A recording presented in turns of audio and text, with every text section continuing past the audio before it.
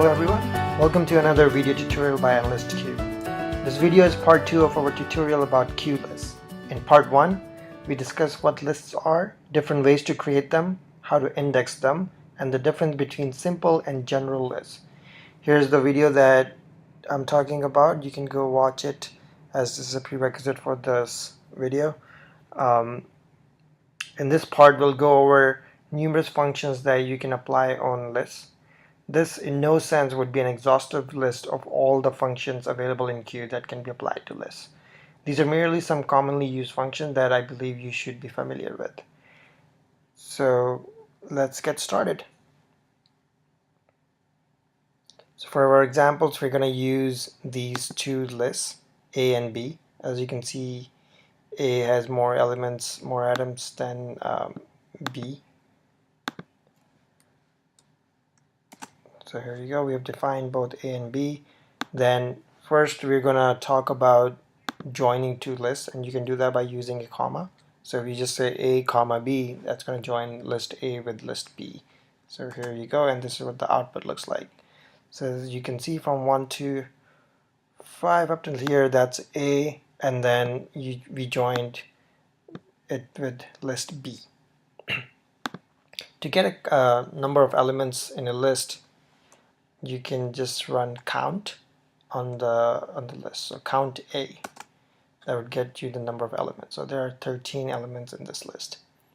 Then if you only want to get the distinct elements out, because our original list has some duplicates, so 11 11, 14 14, 5 is a duplicate here. If you want to get rid of them, just do distinct A. We only have this many distinct elements. If you want to get a count of how many distinct elements you have, you can combine the two functions. So count distinct A. Here you go. So we have 9 unique elements in list A. Then you can use this handy function till to generate a sequence of numbers. So if we say till 10, it's going to generate a list of numbers from 0 to 9. Remember, this is an important thing to remember. Remember that if you use till, it starts with 0 and then it goes till n minus 1. So if you have 10 here, it's going to go till 10 minus 1, which is 9.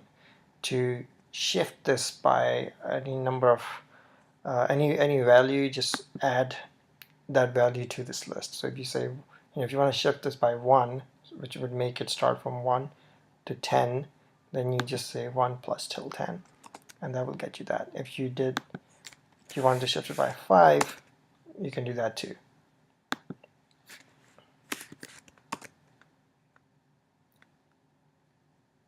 Then to get a sum of the entire list, you can do sum A. So if you add all these elements, if you add all these elements, they add up to 128. Then to get an average of all the elements, you can do AVG average A. So our average is 9.84. If you wanted to get deviation, you just do this. That's 6.23. You're going to get variance. Similarly, you do var A. It's quite simple. You get the idea. And if you wanted to get median, here you go. The median is 11. If you wanted to max from our list, max is 21. Similarly, minimum is 1. If we wanted to get the first and the last elements of the list, the first element is 1, and then the last element is 5. If we want to reverse the list, we can just say reverse A. There you go. So originally our list was the reverse of this, so we just reversed it. If we want to sort this in ascending order, we say ASC A, like this. Notice that it attaches this thing, it's called an attribute, to the beginning of the list. We'll talk about this later, but just keep in mind when you sort a list, this attribute is automatically added. If you want to sort in descending order, you say DSCA and just run that. So now you have sorted in descending order. Notice that you don't have an attribute this time.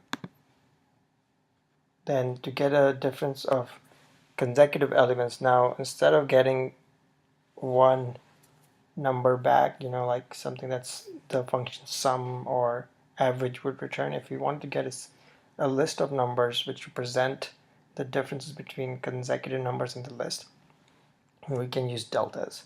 So I want to print out the list again. So here's our list, right? Oh, I have it here. Anyways, here's our list. Let's put that here. And we want to get the differences between the consecutive elements. So we want to get the difference between 1 and 11, then 11 and 11, 11 and 9, 9 and 5, and so on. So here we go. There we go. So now, as you can see, the first one just gets us that because there's nothing to subtract with right now. Then the difference between 11 and 1 is 10. So it subtracts the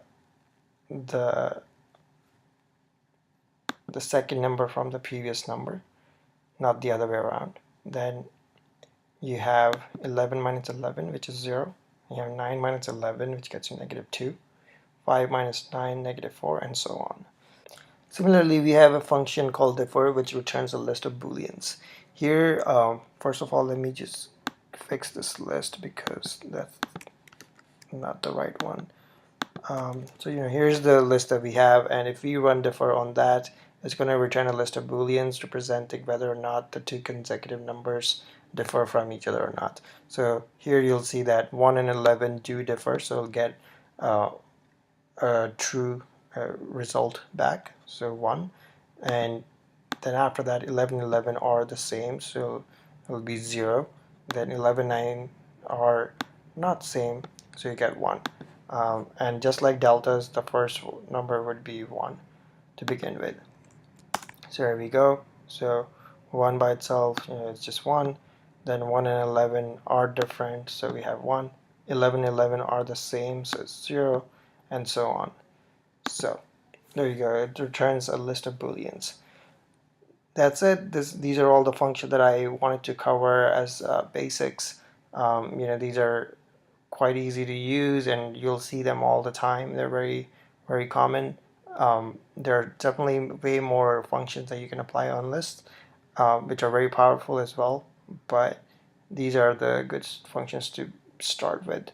In the next few tutorials, we'll cover the other function that you can apply on the list. Thank you for watching this video, and let me know if you have any suggestions. Feel free to leave any comments on the video or email me at himanshu@enlist.com. Thank you very much. See you later.